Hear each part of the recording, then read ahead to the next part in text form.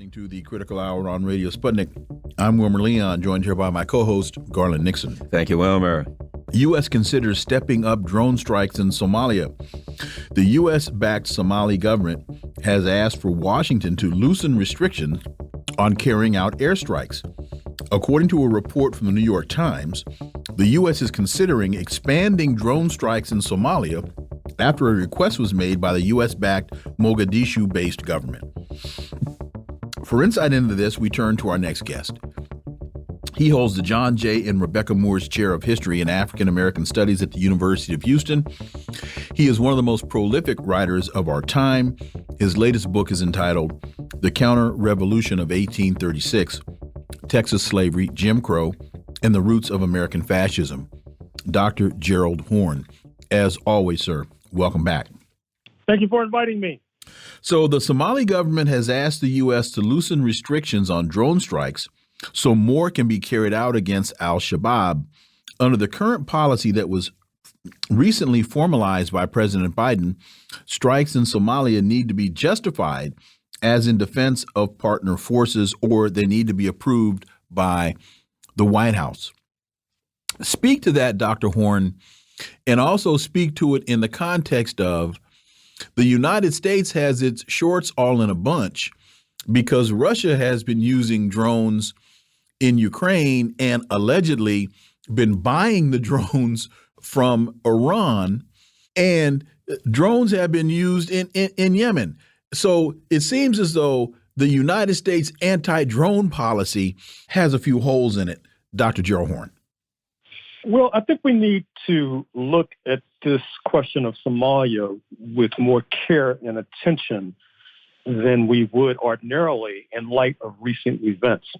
What I'm suggesting is that with the downturn in relations with Saudi Arabia, just across the Red Sea from Somalia, that puts more emphasis on this Somalia question, because now we have to begin to try to think two steps ahead of U.S. imperialism and think that perhaps U.S. imperialism wants to establish a foothold in Somalia in order to gain leverage against Saudi Arabia. And here reference what I take to be a credible speculation that Washington is quite upset with the Saudi regime, would not necessarily be opposed to some sort of regime change in light of the fact that the Saudis have not been necessarily compliant when it comes to jerking the price of a barrel of oil in the direction that Washington would want. Likewise, with regard to the Horn of Africa, where Somalia is located, it's no secret that Washington is quite concerned with the incursions that the People's Republic of China has made in that part of Africa. That is to say that China, as you know, is well ensconced in Djibouti, not to mention Ethiopia itself. And so that puts further emphasis on what the U.S. role in Somalia is projected to be.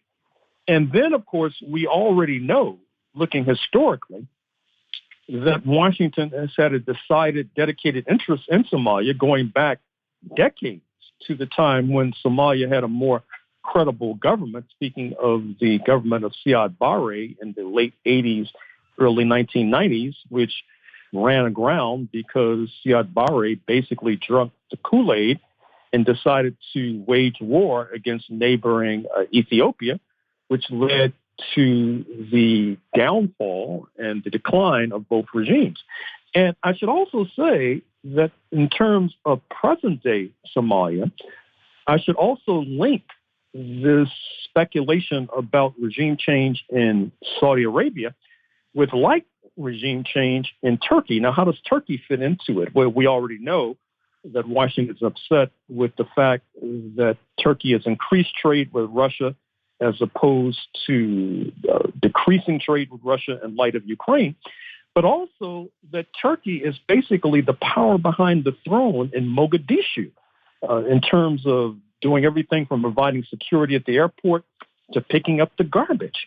And so if Washington is able to put its claws and its talons more deeper into the flesh of Somalia, perhaps that can be used as leverage against Turkey as well. So once again, I think we have to pay more careful and close attention to Somalia than we might ordinarily in light of the developments of 2022, that is to say, Turkey's involvement with Russia in light of Ukraine and Saudi Arabia's involvement with Russia in light of oil prices.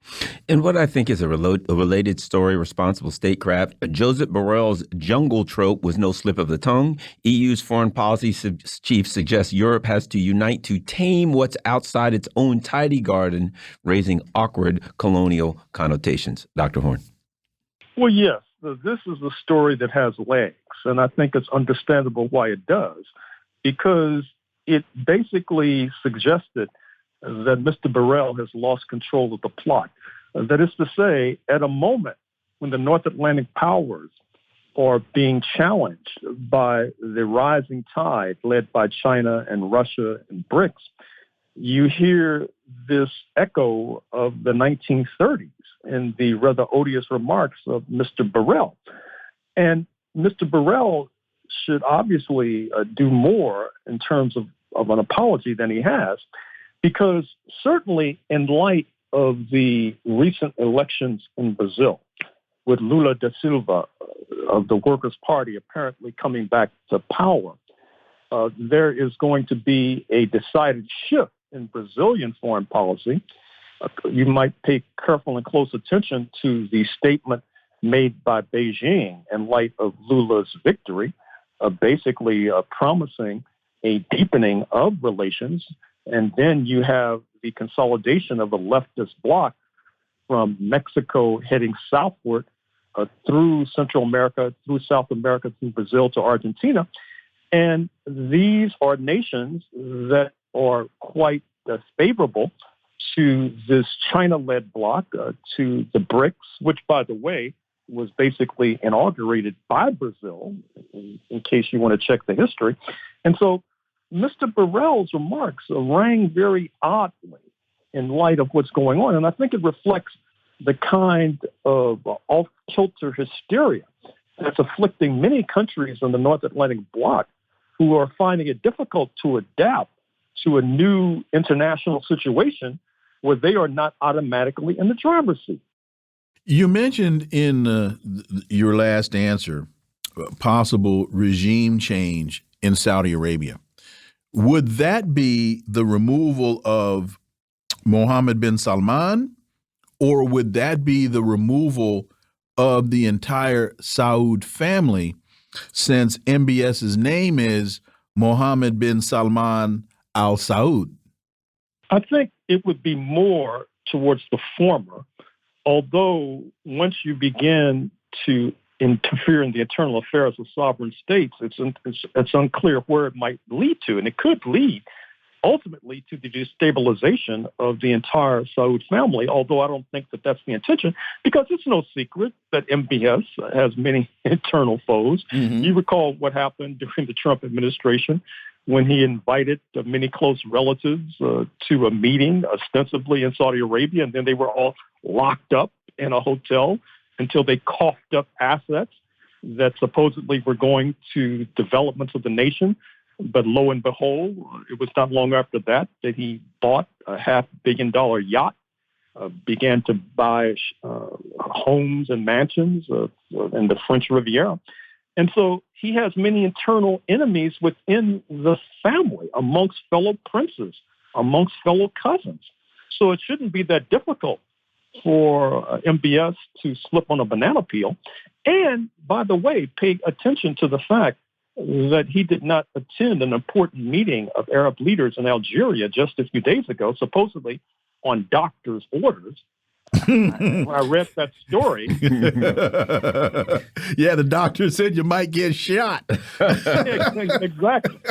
And so Mr. MBS might want to watch his back, and he may want to check on where some of his fellow princes have been traveling lately. All of this conversation about the Saud family just makes me think about, wasn't it former President Bush who was euphemistically referred to as one of the Sauds, or was it HW? I thought it was his dad.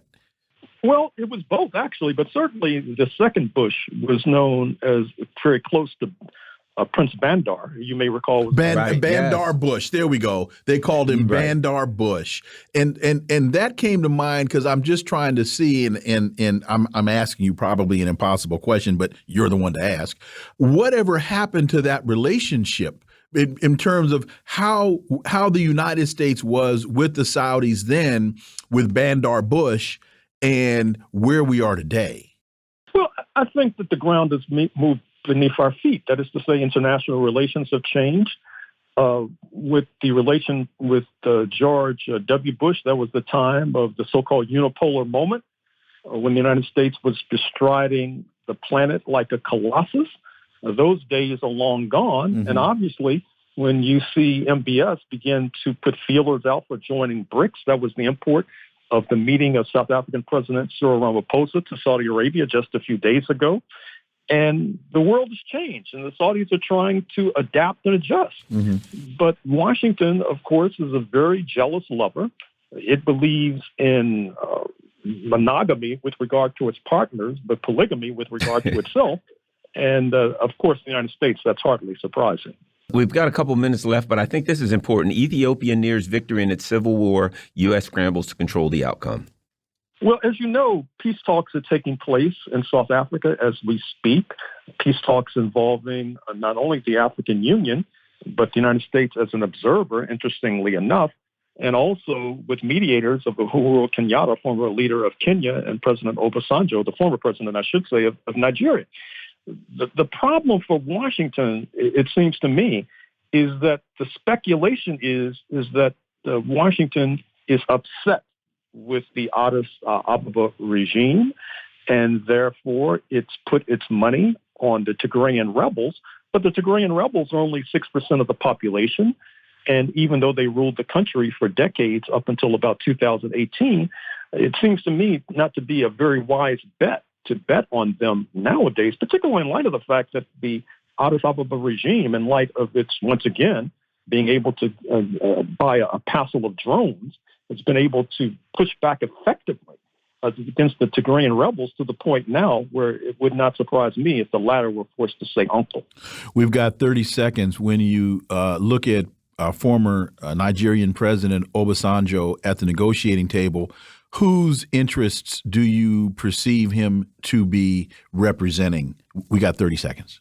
It's hard to say. I mean, President Obasanjo is a respected figure, but it's no secret that Nigeria generally is in the pocket of Washington. And so you could say the same thing for Uhuru Kenyatta, for that matter. Mm-hmm. So it's hard to say.